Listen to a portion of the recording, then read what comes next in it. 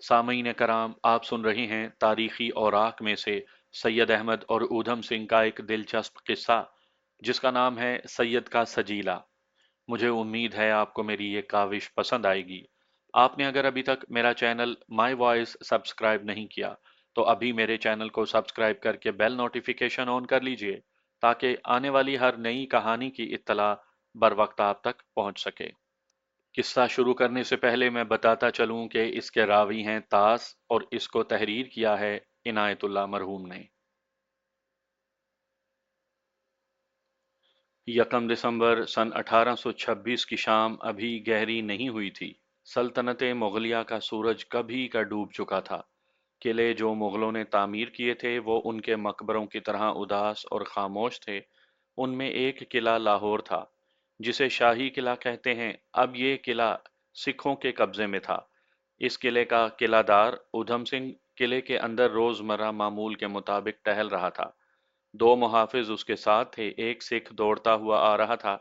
मुहाफिजों ने आगे होकर उसे रोक लिया कि वो किलादार की तरफ क्यों दौड़ा आ रहा है।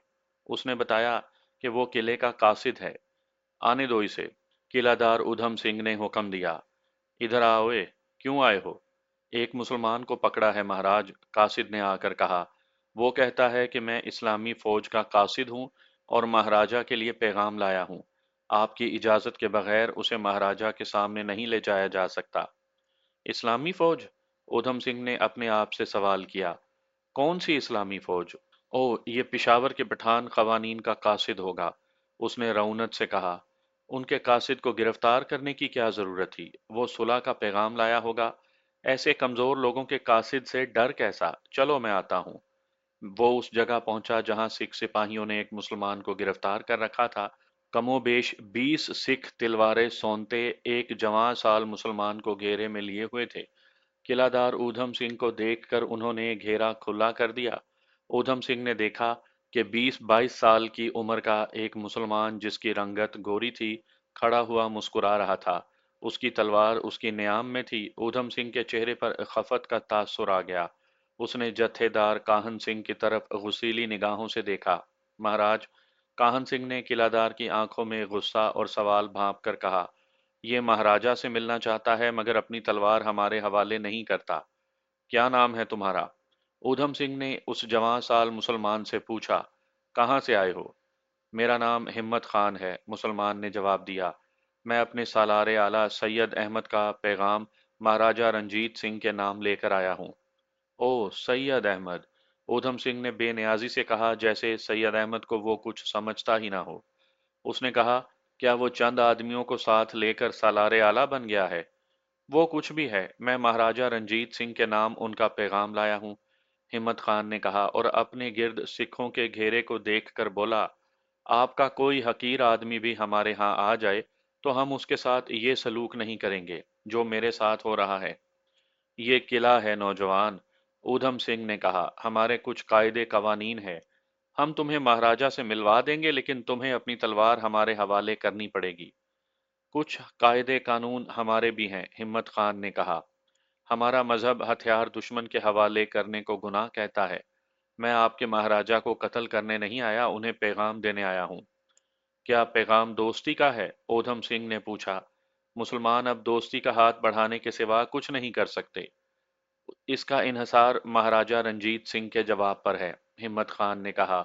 लेकिन मुझे ज्यादा बात करने का हुक्म नहीं, मुझे सिर्फ पैगाम देना है। तुम आज रात हमारे मेहमान रहोगे, ऊधम सिंह ने कहा। कल तुम्हें महाराजा के सामने ले जाया जाएगा। उसने जत्थेदार काहन सिंह से कहा, इसे मेहमान खाने पहुंचा दो और ख्याल रखो कि इसके साथ कोई बदतमीजी ना हो। इसकी तलवार इसके पास रहेगी। ऊधम सिंह हिम्मत खान को मेहमान खाने भिजवा कर रंजीत सिंह के पास चला गया। उस वक्त रंजीत सिंह कोई संजीदा बात सुनने और समझने की हालत में ही नहीं था। उसके सामने शराब रखी थी और 3-4 दरबारी मैं नोशी में उसका साथ दे रहे थे। ऊधम सिंह को देखकर उसने बाजू फैलाकर कहा, हमारा किलेदार भी आ गया। ऊधम सिंह बैठ गया मगर महाराजा रंजीत सिंह के साथ उसने कह कहा नहीं लगाया। महाराज जी, उसने रंजीत सिंह से कहा, क्या ये सैयद अहमद वही है जिसका आपने उस रोज जिक्र किया था? आपने कहा था कि सैयद अहमद हिंदुस्तान का रहने वाला है और अब कंधार से पिशावर पहुंचा है। आपने बताया था कि वो कोई आलिम नहीं, जादूगर है। जिधर जाता है वहां के मुसलमान उसके हाथ पर बैत करते और उसकी फौज में शामिल हो जाते हैं। क्या ये बात करने का तुम्हें यही वक्त मिला था, ऊधम सिंह? महाराजा रंजीत सिंह ने कहा। तुमने कोई नई बात तो नहीं सुन ली? हम सैयद अहमद को इस काबिल नहीं समझते कि इस वक्त उसका जिक्र करें। नई बात यह है महाराज जी, ऊधम सिंह ने कहा, कि उसका कोई कासिद पैगाम लेकर आया है। कासिद कहता है कि वो अपनी तलवार समेत आपके सामने आएगा। क्या तुम मुसलमानों की सिर्फ एक तलवार से डरते हो? महाराजा रंजीत सिंह ने कहा। उसे सुबह दरबार में पेश करना, उससे तलवार ना लेना। और देखो ऊधम सिंह, सैयद अहमद से इतना डरने की जरूरत नहीं जितना तुम सोच रहे हो। ऊधम सिंह की मिजाजी कैफियत में जरा सी भी तब्दीली नहीं आई। वो उठकर चला गया और मेहमान खाने जा पहुंचा। उसने देखा कि हिम्मत खान नमाज पढ़ रहा है। ऊधम सिंह उसे देखता रहा। हिम्मत खान ने नमाज खत्म करके दुआ के लिए हाथ उठाए, फिर हाथ मुंह पर फेर कर उठ खड़ा हुआ। ऊधम सिंह को देखकर वो हैरान सा हुआ। ऊधम सिंह बैठ गया। मैं तुम्हारे सालारे आला सैयद अहमद के मुतल्लिक कुछ मालूम करना चाहता हूँ, ऊधम सिंह ने कहा। मैंने उसके मुतल्लिक कुछ बातें सुनी हैं।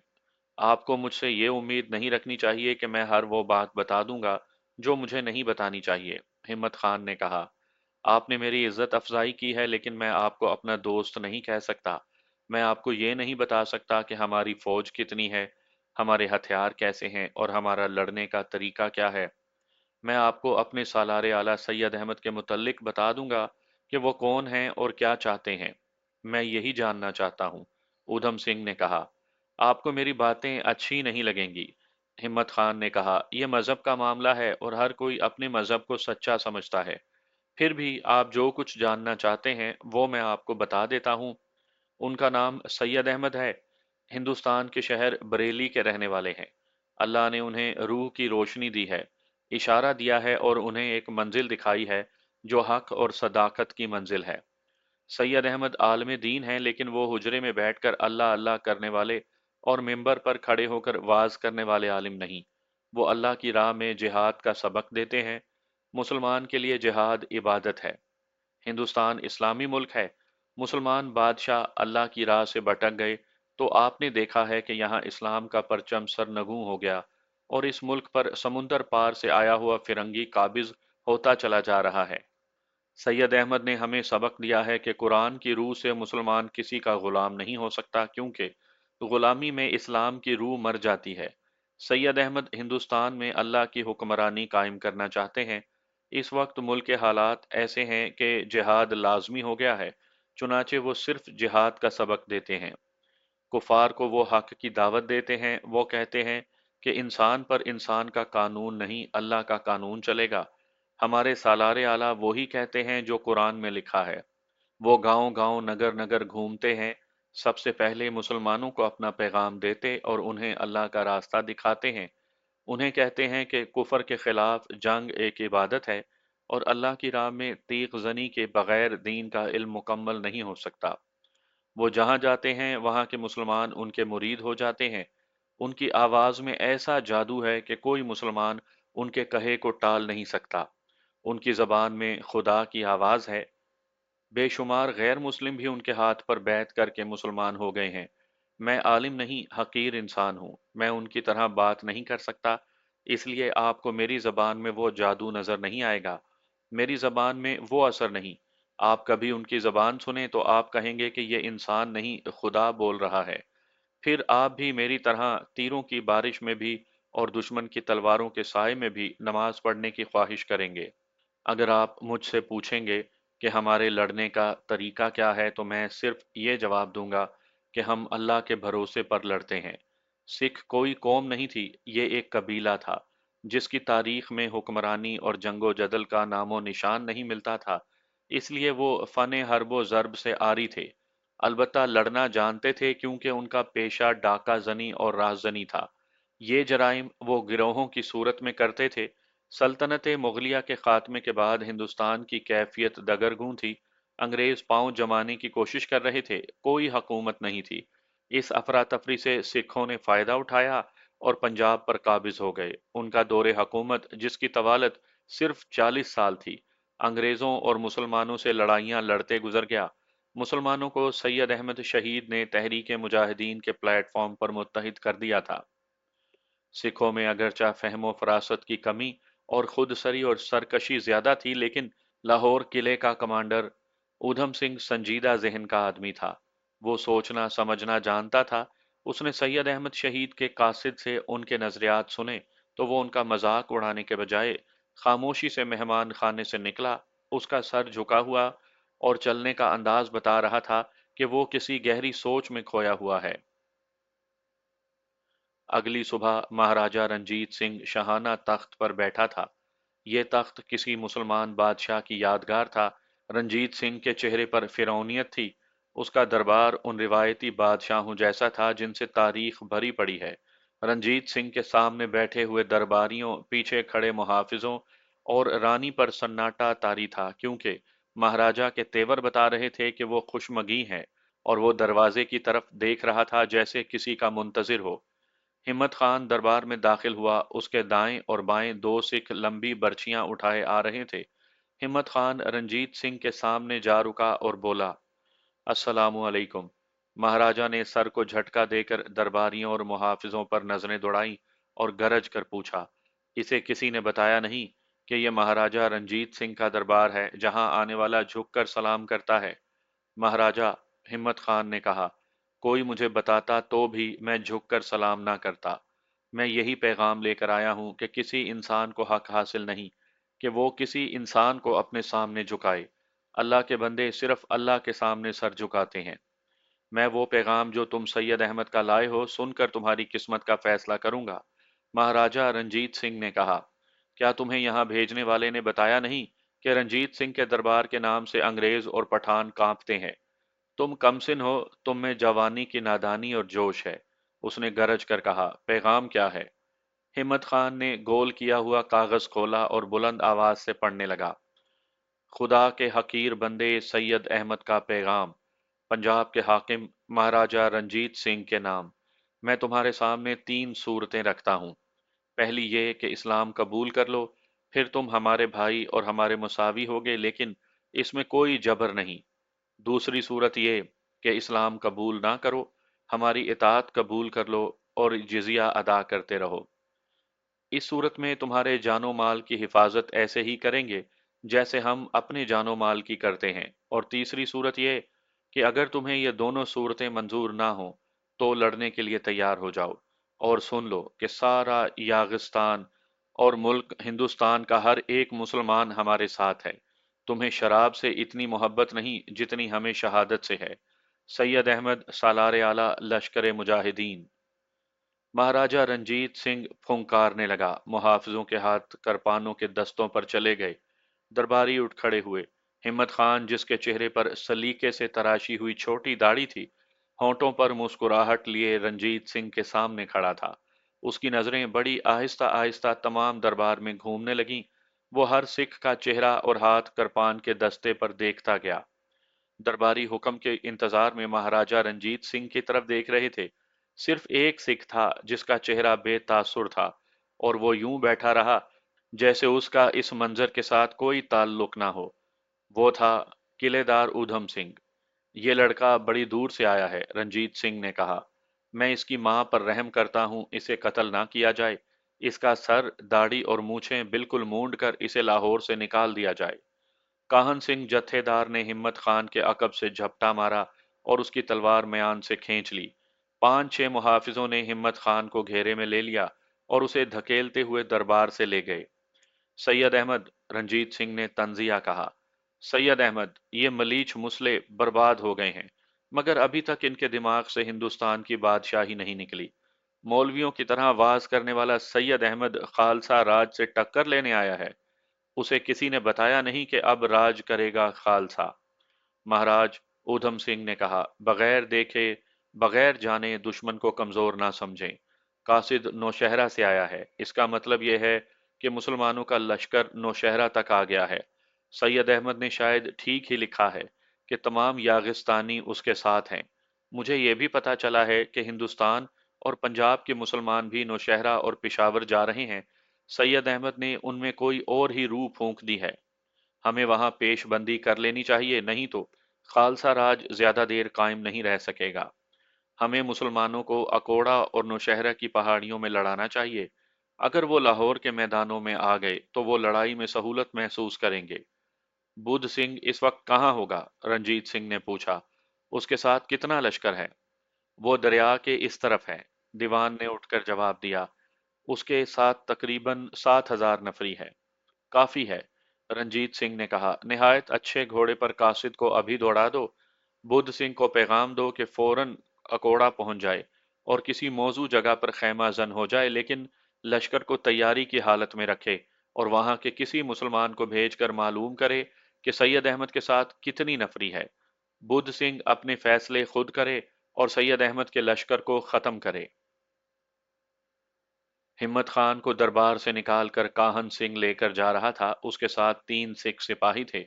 हिम्मत खान अब निहत्था था। काहन सिंह को उस पर बहुत गुस्सा आ रहा था, क्योंकि हिम्मत खान किले में दाखिल हुआ था तो काहन सिंह के कहने पर उसने काहन सिंह को अपनी तलवार नहीं दी थी। उसने अपने सिपाहियों को हुक्म दिया कि इसे बड़े दरवाजे के पास ले चलो और एक आदमी जाकर नाई को ले आए। काहन सिंह हैरान था कि हिम्मत खान मिन्नत समाजत क्यों नहीं करता कि उसकी दाढ़ी को ना छेड़ा जाए, और वो मुस्कुरा क्यों रहा है। ओए मुसले, काहन सिंह ने हिम्मत खान के पहलू में हल्का सा घूंसा मारकर कहा, तू महाराजा से माफी क्यों नहीं मांग लेता? मेरे पांव पड़, मैं शायद तुझे माफ करके किले से निकाल दूं। हिम्मत खान ने मुस्कुरा कर कहा, अल्लाह की राह में हमारे बाजू और टांगें कट जाती हैं तो भी हम अफसोस नहीं किया करते। ये तो सिर्फ बाल हैं। उसने आसमान की तरफ देखा और वो हंस पड़ा। काहन सिंह परेशान हो गया। उसने हिम्मत सिंह को दरवाजे के करीब रोक लिया और एक सिपाही को नाई लाने के लिए भेज दिया। किले का दरवाजा खुला। 2 सवार अंदर आए। घोड़ों से उतरकर उन्होंने घोड़े वहीं रहने दिए। वो दरवाजे पर खड़े संतरी से कुछ पूछने के लिए रुक गए। दरवाजा अभी बंद नहीं हुआ था, क्योंकि 2 बैल गाड़ियां आ रही थीं। हिम्मत खान ने काहिन सिंह को बेखबर देखा तो वो दौड़ पड़ा। घोड़े 15-20 कदम दूर थे। हिम्मत खान उसी रफ्तार से दौड़ता ऊपर को उछला और एक घोड़े की पीठ पर जा बैठा। उसने लगाम को दरवाजे की तरफ झटका दिया और एड़ लगाई। घोड़ा हवा हो गया। काहन सिंह ने शोर मचाया और दूसरे घोड़े पर सवार होकर हिम्मत खान के पीछे गया।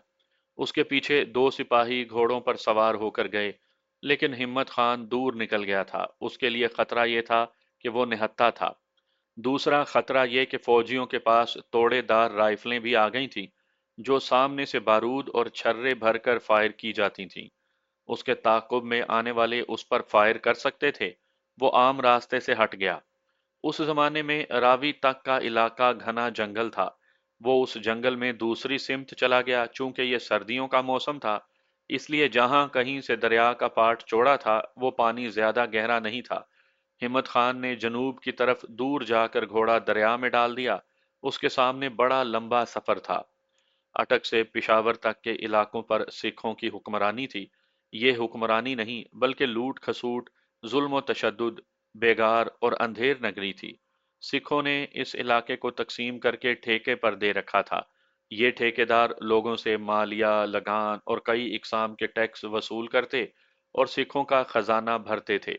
जहां कहीं लोग मुत्तहिद होकर बगावत करते, सिख फौज जिसके जत्थे जगह जगह मौजूद रहते थे, बगावत या शोरिश के मुकाम पर टूट पड़ते। वहां कोई मुसलमान महफूज नहीं रहता था। फौज के जानवरों के लिए चारा लोगों के खेतों से काट लिया जाता। लोग अनाज बाहर गड्ढे खोद कर उनमें छुपा देते थे, लेकिन किसी मुसलमान की इज्जत महफूज नहीं थी। औरतों को घरों में बंद रखा जाता था। दुर्रानियों और पठानों को यह सजा उनके आपस के नफाक की पादाश में मिल रही थी। वो आपस में लड़ते झगड़ते रहते थे। आपस की अदावत की वजह से उन पर सिख गालिब आ गए, तो भी उन्होंने मुत्तहिद होने की नहीं सोची, बल्कि एक दूसरे को ज़िक पहुंचाने के लिए उन्होंने सिखों की चापलूसी शुरू कर दी और अपने मुसलमान भाइयों को नुकसान पहुंचाने लगे। ये सूरत हाल सिखों की हकूमत के लिए सूदमंद थी। उन्होंने पठानों में अपने लिए गद्दार पैदा कर लिए। अदावतें सरदारों की थीं, सजा लोगों को मिल रही थी। पठान अवाम सिखों को अपना हाकिम तस्लीम नहीं करते थे, लेकिन इत्तहाद और क़यादत के बगैर वो जुल्म व तशद्दुद सहने के सिवा कुछ भी नहीं कर सकते थे।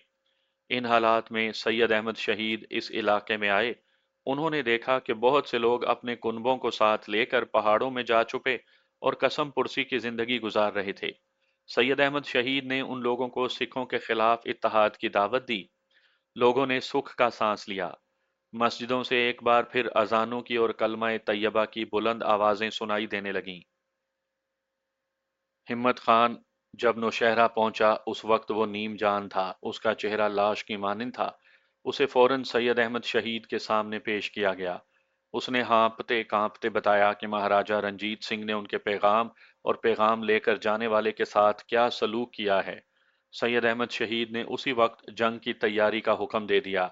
उसी रोज बुद्ध सिंह का खैमागाह में, जो अटक के कहीं करीब थी, लाहौर का सिख कासिद पहुंचा और बुद्ध सिंह को महाराजा रंजीत सिंह का हुक्मनामा दिया कि सैयद अहमद और उसके मुरीदों को मौत के घाट उतार दिया जाए, और अगर वो फौज की सूरत में मुनज़्ज़िम हो तो हमला करके उन्हें ख़त्म कर दिया जाए।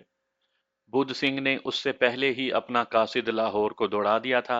वो रंजीत सिंह के दरबार में पहुंच चुका था। उसने सैयद अहमद शहीद की सरगर्मियों की इत्तला दे दी थी। बुद्ध सिंह ने पैगाम भेजा कि सैयद अहमद नाम के जिस आदमी के चर्चे हमने पहले सुने थे, वो नौशहरा तक आ गया है। हमारे वफादार मुसलमान सरदारों ने उसके मुतल्लिक जो खबरें दी हैं, उन्हें हम मामूली नहीं कह सकते, और उस शख्स को हम आलिम सूफी या दरवेश भी नहीं कह सकते। मुझे बताया गया है कि वो जंगजू है, और वो काबुल, कंधारा और गिरदो नवाह के इलाकों में फन सिपागरी के कमालात दिखा चुका है। मुझे मुखबिरों ने बताया है कि सैयद अहमद ने लाहौर दरबार को कोई पैगाम भेजा है। अगर आपने उस पैगाम को कबूल किया तो ये खालसा राज की मौत का बाइस होगा, और अगर कासिद को धुतकार दिया तो मुसलमान सैयद अहमद के झंडे तले हम पर हमला करेंगे। पठान उस झंडे तले जमा हो रहे हैं। बुद्ध सिंह ने पैगाम में कहा कि अकोड़ा का रईस अमीर खान खटक हमारा मुखालिफ है, लेकिन उसके भाई फिरोज खान का बेटा खवास खान अमीर खान के खिलाफ हो गया है। उसने मुझे अकोड़ा बुलाया है। वो चाहता है कि मैं अपना लश्कर अकोड़ा के करीब खैमा जन करूं और उसके चचा अमीर खान खटक और सैयद अहमद को वहीं ख़त्म करूं। बुद्ध सिंह ने पैगाम में महाराजा रंजीत सिंह से दरखास्त की कि उसे लाहौर से फौरन कुमक भेजी जाए, क्योंकि सैयद अहमद से लड़ाई के दौरान या उसके बाद हमारे वफादार पठान सरदारों में से एक दो ने भी बगावत कर दी तो मेरे लिए बड़ी मुश्किल पैदा हो जाएगी। महाराजा रंजीत सिंह ने उस वक्त लाहौर के किलादार ऊधम सिंह और अपने एक और कमांडर हरी सिंह को तलब किया, और उन्हें बुद्ध सिंह का पैगाम सुनाकर हुक्म दिया कि वो इंतहाई तेज रफ्तार से कुमक लेकर अकोड़ा रवाना हो जाएं। जब सैयद अहमद जंग की तैयारी का हुक्म दे रहे थे, उस वक्त बुद्ध सिंह अकोड़ा खटक के करीब पहुंच गया, और ऊधम सिंह और हरि सिंह अपने दस्तों के साथ अटक के करीब दरिया अबूर कर रहे थे। सैयद अहमद शहीद के लिए ये जगह नहीं थी। लोग उनकी पुकार पर उनके गिर्द जमा हो गए थे, लेकिन सैयद अहमद शहीद मोहतात थे, क्योंकि उन्हें मालूम था कि उन लोगों की वफादारियां मशकूक हैं और उनमें घर के भेदी और गद्दार भी होंगे। सैयद अहमद शहीद नहीं चाहते थे कि मैदान जंग में जब वो दुश्मन से गुत्थम गुत्था हो चुके हों, उनका कोई अपना भाई उनकी पीठ में छुरा घोंप दे। चुनाचे नए लोगों की जांच पड़ताल में बहुत दिन लग गए। सैयद अहमद ने जो फौज तैयार की, उसकी तादाद मौरखीन के मुताबिक सिर्फ 1,500 थी। सिखों की नफरी 7,000 भी लिखी गई, और 10,000 भी। उसमें ऊधम सिंह और हरि सिंह की कुमक भी शामिल थी। सैयद अहमद शहीद ने अपनी उस कलील जमीयत को हस्बे मामूल 4 हिस्सों में तकसीम किया। दाएं जानिब मौलवी मोहम्मद यूसुफ की जमात थी। बाएं बाजू पर सैयद मोहम्मद याकूब की जमात को रखा गया, लेकिन अकोड़ा की जंग में सैयद याकूब नहीं थे, इसलिए क़यादत उनके नायब शेख बुढ़न को दी गई। हर अव्वल में मौलवी मोहम्मद इस्माइल थे। चौथी जमात अल्लाह बख्श खान की क़यादत में थी, जो जमादार अल्लाह बख्श के नाम से मशहूर हुए। 21 दिसंबर सन 1826, 20 जमादियुल अव्वल सन 1242, सैयद अहमद शहीद ने अपने उन 4 कमांडरों का इजलास बुलाया, जो जोहर की नमाज के बाद शुरू हुआ। उस इजलास में चारों कमांडरों के अलावा मजलिस मुशावरत के अरकान भी मौजूद थे। सैयद अहमद शहीद ने हाज़रीन को बताया, हमारे मुखबिरों ने इत्तला दी है कि सिखों की नफरी 10,000 के लगभग है। उन्होंने अपनी खैमागाह के इर्द गिर्द पत्थरों की फसील खड़ी कर दी है, जिसे ये लोग संघर कहते हैं। इसके साथ उन्होंने खारदार झाड़ियां इतनी ज्यादा रख दी हैं जिनसे घोड़े भी नहीं गुजर सकते। संघर 1 गज से जरा ऊंचा है।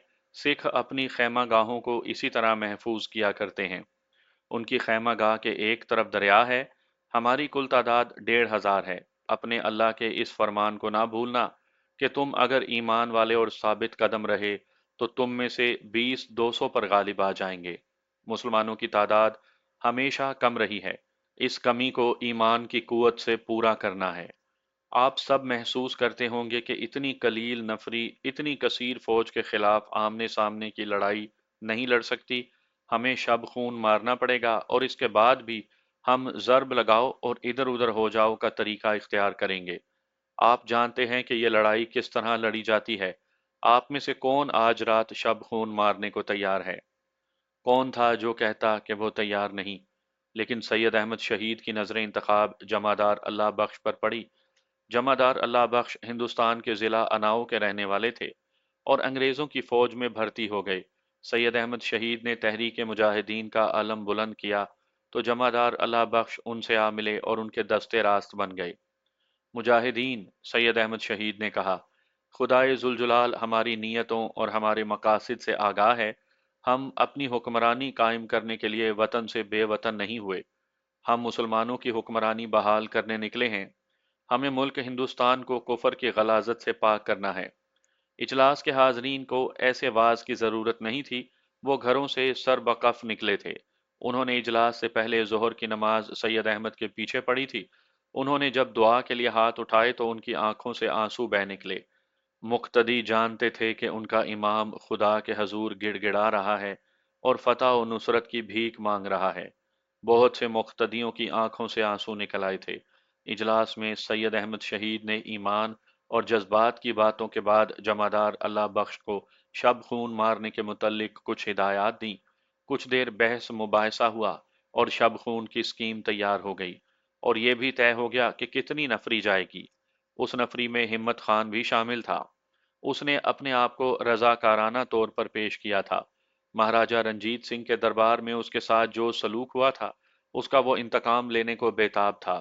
لاہور سے اس کی واپسی کا سفر بڑا ہی کٹھن تھا۔ اتنے دنوں کی مسلسل گھڑ سواری، بے آرامی اور بھوک پیاس نے اس کی ہڈیاں توڑ ڈالی تھی، مگر اس نے منت کر کے شب خون میں اپنا نام دے دیا۔ مسلمانوں کی نفری اتنی تھوڑی ہے کہ وہ ہمارے سائے کا بھی مقابلہ نہیں کر سکتے۔ اکوڑا خٹک کے قریب سکھوں کی خیمہ گاہ میں رات کے وقت ہری سنگھ اودھم سنگھ اور بدھ سنگھ سے کہہ رہا تھا۔ اس کی آواز شراب کے نشے سے بے قابو سی لگتی تھی۔ اس نے کہا، بدھ سنگھ، تم سید احمد کے نام سے ڈر گئے ہو۔ اوئے ہری سنگھا! بدھ سنگھ نے ہری سنگھ کی ران پر ہاتھ مار کر کہا، چل، لڑائی نہ ہوئی تو یہاں کچھ دن عیش موج کر جا۔ میں سید احمد کے نام سے نہیں ڈرا۔ تو بھی سوچ، ان مسلوں پر اعتبار نہیں کیا جا سکتا۔ انہوں نے حکومت کی ہے، یہ اٹھ کھڑے ہوئے تو نہ ہری سنگھ رہے گا نہ بدھ سنگھ، اور تیرا مہاراجہ رنجیت سنگھ مسلمانوں کے بھٹ جھونک رہا ہوگا۔ اودھم سنگھ پاس بیٹھا مسکرا رہا تھا۔ اس نے بھی کہا کہ مسلمان اگر خودکشی نہیں کرنا چاہتے تو وہ اتنی تھوڑی نفری سے ہمارے مقابلے میں نہیں آئیں گے۔ اس وقت جب یہ بات ان سکھ کمانڈروں کے دماغوں تک پہنچ چکی تھی، ایک نوجوان سکھ خیمہ گاہ کی حفاظتی فصیل کے باہر دبے پاؤں چل رہا تھا۔ وہ بھی ان جھاڑیوں کو دیکھتا جو پتھروں کی فصیل کے ساتھ بچھی تھیں، کبھی ایڑیاں اٹھا کر فصیل کے اوپر سے خیمہ گاہ کو دیکھنے کی کوشش کرتا۔ رات کی تاریکی میں اسے کچھ نظر نہیں آ رہا تھا۔ خیمہ گاہ میں خاموشی تھی۔ یہ نیند کا سکوت تھا جسے کبھی کسی گھوڑے کی آواز اور کبھی کسی سنتری کی آواز توڑتی، اور رات پھر خاموش ہو جاتی۔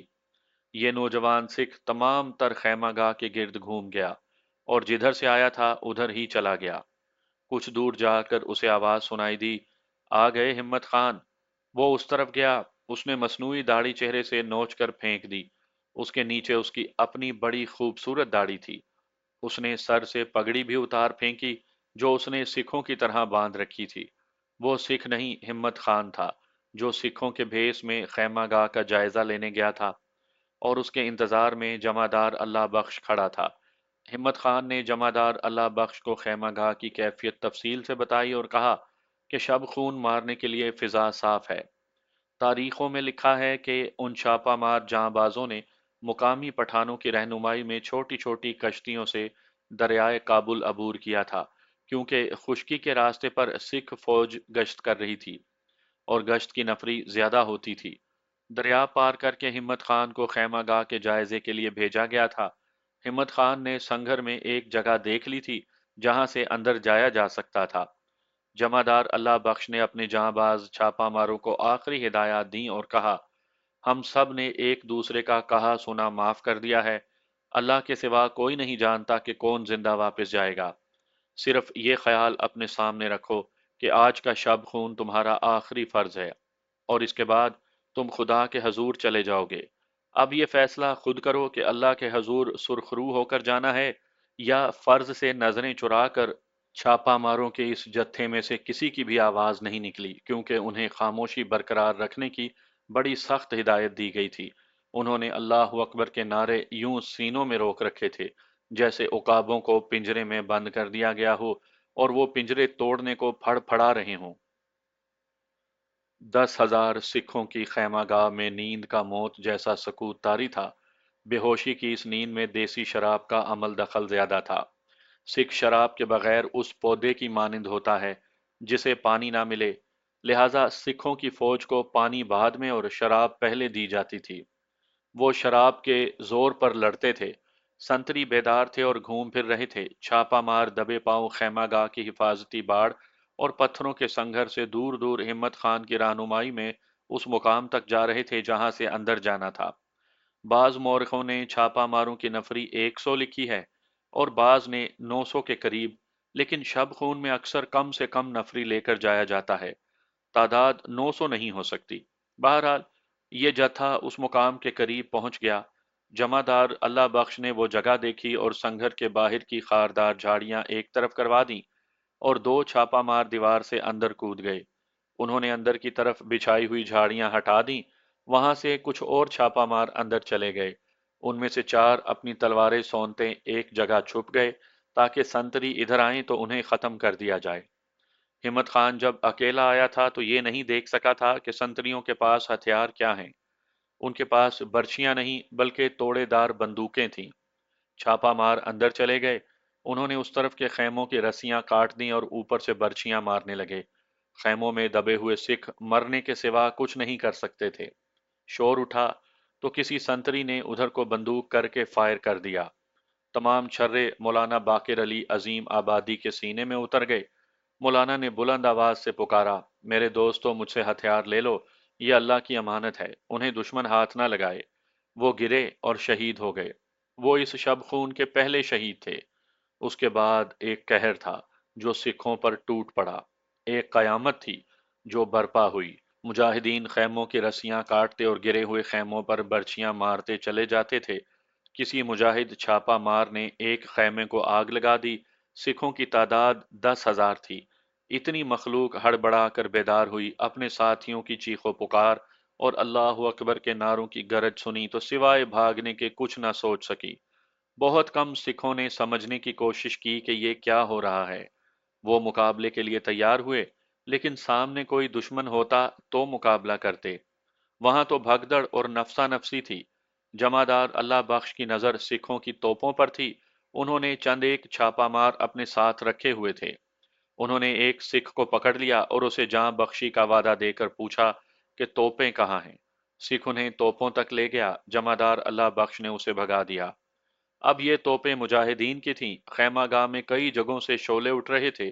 گھوڑوں کی ہنہناہٹ خوفناک تھی۔ وہ آگ اور غل گپاڑے سے بے دخ تھے اور بڑی زور زور سے ہنہناتے تھے۔ اکی دکی گولی بھی چلتی تھی۔ کمانڈر اودھم سنگھ کا خیمہ کچھ دور تھا۔ وہ گھبراہٹ کے عالم میں اٹھا۔ خیمے سے باہر آیا تو اس کا دل ڈوب گیا۔ اس کی 10,000 نفری کا قتل عام ہو رہا تھا۔ وہ بدھ سنگھ کے خیمے میں دوڑتا گیا، مگر خیمہ خالی تھا۔ اسے پتہ نہ چل سکا کہ بدھ سنگھ اس ڈر سے بھاگ گیا ہے کہ مسلمانوں کی بہت زیادہ نفری نے حملہ کر دیا ہے اور اب جان بچانے کے سوا کچھ نہیں کیا جا سکتا۔ ہری سنگھ بھی لاپتہ تھا۔ جمعدار اللہ بخش نے دیکھا کہ شب خون کا مقصد پورا ہو چکا ہے تو اس نے اپنے ساتھ جو 3 قاصد رکھے ہوئے تھے انہیں کہا کہ مجاہدین سے چلا چلا کر کہو کہ خیمہ گاہ سے نکلو اور دریا کے کنارے پہنچو۔ جمعدار اللہ بخش نے خود بھی بڑی بلند آواز میں احکامات دینے شروع کر دیے، مگر مجاہدین اپنی کامیابی سے اس قدر سرشار تھے کہ کوئی حکم نہیں مان رہے تھے۔ 10,000 نفری کی خیمہ گاہ جس میں رسد، گھوڑے اور بیل گاڑیوں کے بیل اور سینکڑوں ملازم بھی تھے۔ 2 میل سے زیادہ رقبے میں پھیلی ہوئی تھی۔ مجاہدین سکھوں کی بندوقیں، بارود اور دیگر ہتھیار اکٹھے کر رہے تھے۔ آخر اکبر خان نام کے مجاہد کی کوششوں سے مجاہدین خیمہ گاہ سے نکلنے لگے۔ اس وقت بھی بندوقیں فائر ہو رہی تھیں، کہیں دست بدست لڑائی بھی ہو رہی تھی۔ جمعدار اللہ بخش مجاہدین کو باہر نکالنے کے لیے بھاگ دوڑ رہے تھے کہ کسی بندوق کے چھرے ان کے جسم کو چھلنی کر گئے اور وہ شہید ہو گئے۔ اکبر خان نے جو قندھار کے رہنے والے تھے دیکھ لیا اور چھاپا ماروں کی قیادت سنبھال لی۔ صبح صادق کا وقت تھا جب چھاپا مار مجاہدین خیمہ گاہ سے تقریباً 2 میل دور اکٹھے ہوئے۔ انہوں نے پہلا کام یہ کیا کہ اذان دی اور نماز فجر باجماعت پڑھی۔ نماز کے بعد شہیدوں کے لیے دعائے مغفرت کی۔ جماعت میں سے جو جاں باز غیر حاضر تھے ان میں ہمت خان بھی تھا۔ اس کے متعلق یہی سمجھ لیا گیا تھا کہ وہ شہید ہو گیا ہے۔ اودھم سنگھ کی آنکھ اس وقت کھلی تھی جب چھاپا مار خیمہ گاہ پر چھا چکے تھے اور سکھوں میں بھگدڑ مچ چکی تھی۔ اسے اپنے دونوں ساتھی کمانڈر بدھ سنگھ اور ہری سنگھ نہ ملے تو وہ ایک طرف ہو کر دیکھنے لگا کہ یہ کیا ہو رہا ہے۔ وہ کچھ بھی کرنے کے قابل نہیں تھا، وہ کمانڈ نہیں لے سکتا تھا، وہ اس صورتحال پر قابو پانے کے قابل بھی نہیں تھا۔ وہ بھاگنا بھی نہیں چاہتا تھا۔ وہ جانتا تھا کہ کسی بھی فوج میں جب یہ صورت پیدا ہو جاتی ہے تو کمانڈر اپنے دستوں پر قابو نہیں پا سکتے۔ اس نے اپنی کرپان بھی نیام سے نہیں نکالی اور ایک طرف چل پڑا۔ خیموں اور دیگر جلتے ہوئے سامان کے شعلوں کی روشنی اتنی تھی کہ اسے نظر آ رہا تھا کہ وہ کدھر جا رہا ہے۔ اس نے اپنے سکھ سپاہیوں کی لاشوں سے ٹھوکریں بھی کھائیں اور وہ خیمہ گاہ کے دروازے تک چلا گیا۔ بندوقیں بھی فائر ہو رہی تھیں۔ وہ کسی بندوق کے فائر کیے ہوئے چھروں کی زد میں آ گیا۔ زیادہ تر چھرے اس کے بازو میں اترے اور کچھ سینے کے ایک طرف پٹھے میں اور کچھ سر میں لگے۔ وہ دروازے سے نکل گیا۔ وہ سنگھر کے ساتھ ساتھ چلتا گیا۔ اسے چکر آیا، پھر وہ گر پڑا۔ ہمت خان اس وقت خیمہ گاہ سے نکلا جب اس کے سارے ساتھی جو زندہ تھے جا چکے تھے۔ اس نے اپنی بے عزتی کا انتقام لے لیا تھا۔ خیمہ گاہ کے دروازے سے نکلتے اس نے خیمہ گاہ کو دیکھا۔ شعلے بجھتے جا رہے تھے۔ خیمہ گاہ تباہی کا منظر پیش کر رہی تھی۔ ہمت خان کو عجیب سا سکون محسوس ہوا۔ اس کے قریب سے سکھ دوڑتے گزر رہے تھے۔ اس کی طرف کوئی دیکھ بھی نہیں رہا تھا۔ ہمت خان سنگر کے ساتھ ساتھ جا رہا تھا۔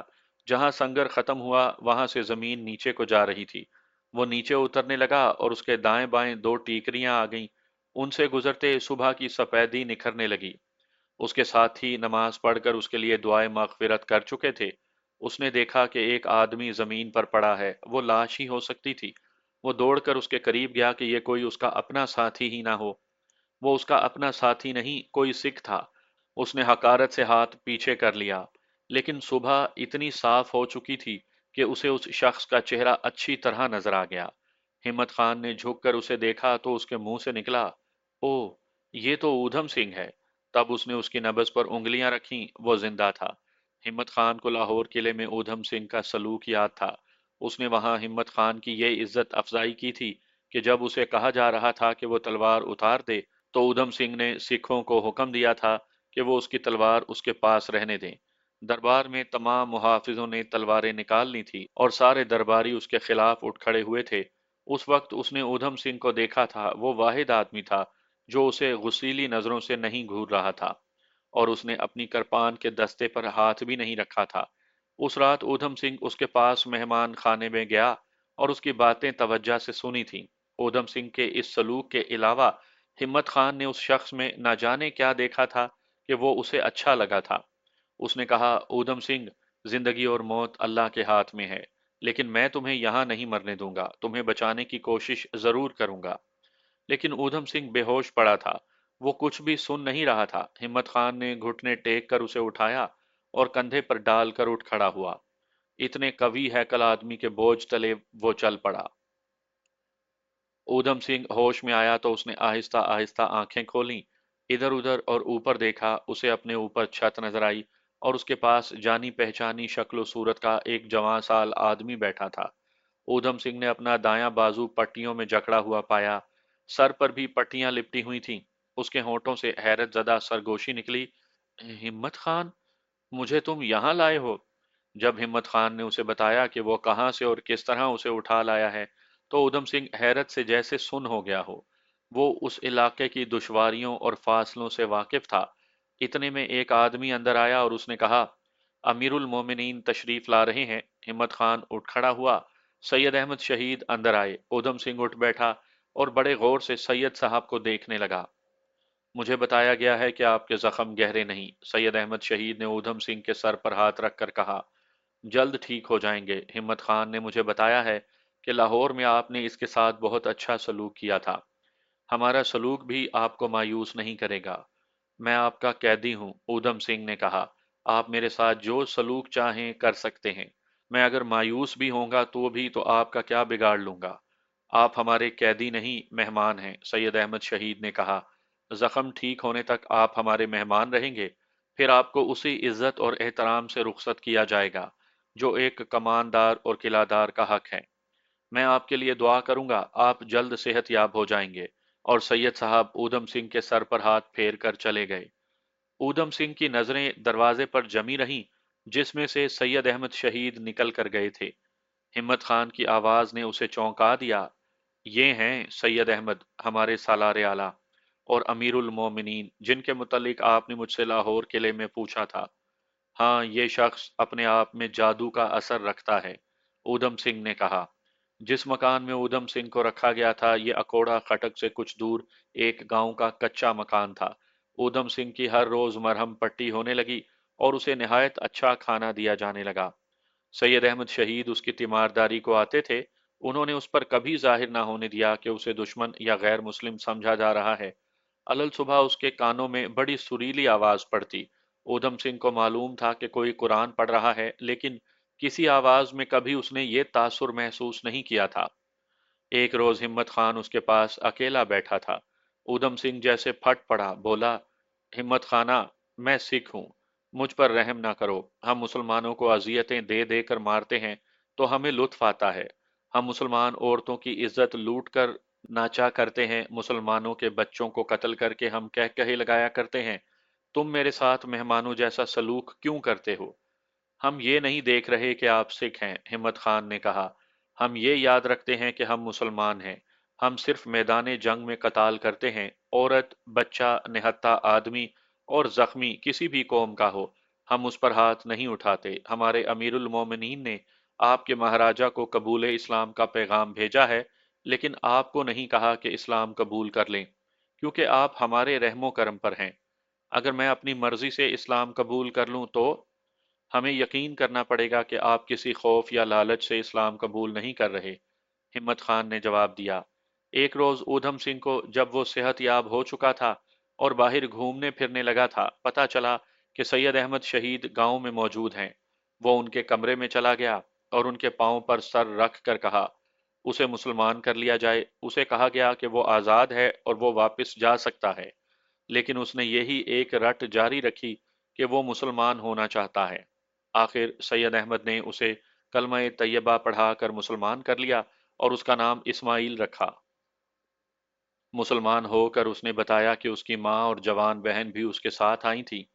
उस जमाने में कमानदार यानी कमांडर और ओहदेदार अपनी बीवियों को और बाज अपने कुनबों को अपने साथ लेकर जाते थे।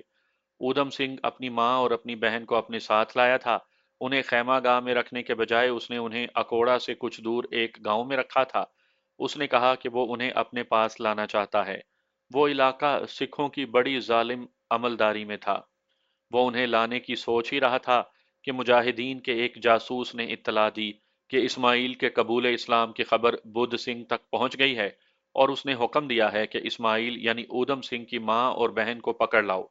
वो ऊधम सिंह की गद्दारी की सजा उसकी माँ और बहन को देना चाहता है। बुद्ध सिंह के हुक्म से 10-12 सिख उस गांव को रवाना हो गए थे। सैयद अहमद शहीद ने इधर से इस्माइल के साथ 10-12 मुजाहिदीन भेज दिए। उनमें हिम्मत खान भी था। ये जमात जब उस गांव में पहुंची तो वहां खौफो हरास तारी था। मालूम हुआ कि बुद्ध सिंह के सिपाही पहले पहुंच गए हैं। इस्माइल और मुजाहिदीन भागम भाग पहुंचे। मकान के बाहर सिख सिपाही खड़े थे। उन्होंने मुजाहिदीन को बाहर ही रोक लिया और उनमें खून रेज मारका शुरू हो गया। इस्माइल और हिम्मत खान मकान में दाखिल होने की कोशिश कर रहे थे, मगर नाकाम रहे। आखिर दोनों पिछवाड़े से अंदर गए। अंदर का ये हाल था कि इस्माइल की मां तलवार के जख्मों से मरी पड़ी थी और उसकी बहन प्रीतम कौर के कपड़े फटे हुए और बाल बिखरे हुए थे। उसने बताया कि सिख सिपाही अंदर आए और प्रीतम कौर को पकड़कर उसके कपड़े फाड़ने लगे। मां ने तलवार निकाल ली और सिखों पर हमला किया, लेकिन दो सिखों ने उसे खत्म कर दिया। प्रीतम कौर को वो बेआबरू करना चाहते थे कि बाहर शोर उठा, अंदर वाले सिख बाहर गए और इस्माइल और हिम्मत खान अंदर चले गए। इस तरह प्रीतम कौर की आबरू महफूज रही। इस्माइल और हिम्मत खान पिछवाड़े से ही प्रीतम कौर को लेकर निकल गए। मुजाहिदीन में से दो तीन शहीद हो गए, बाकी निकल गए। सैयद अहमद शहीद के गांव में लाकर इस्माइल ने अपनी बहन को बताया कि वो अब ऊधम सिंह नहीं, इस्माइल है। उसने जब बहन को बताया कि वो क्यों मुसलमान हुआ, तो बहन ने भी मुसलमान होने की ख्वाहिश जाहिर की। सैयद अहमद शहीद ने उसे मुसलमान कर लिया और उसका नाम जैनब रखा। जैनब जवान लड़की थी। इस्माइल की ख्वाहिश पर हिम्मत खान और जैनब की शादी कर दी गई। सैयद अहमद शहीद ने कंधार के एक मुजाहिद की बेटी को इस्माइल से मंसूब कर दिया, लेकिन इस्माइल ने कहा कि वो अगली लड़ाई के बाद शादी करेगा। थोड़े ही अरसे के बाद सैयद अहमद शहीद ने अटक पर हमला किया, जो खादे खान वाली हुंड की गद्दारी की वजह से कामयाब ना हो सका। इस्माइल उस हमले में शहीद हो गया। काजी अब्दुल अलीम असर अफगानी ने अपनी किताब रूहानी राबता में लिखा है कि सैयद अहमद शहीद ने इस्माइल की लाश देखी तो उनके आंसू बह निकले। उन्होंने कहा, आखिर मेरे सजीले ने शहादत का सेहरा बांध ही लिया।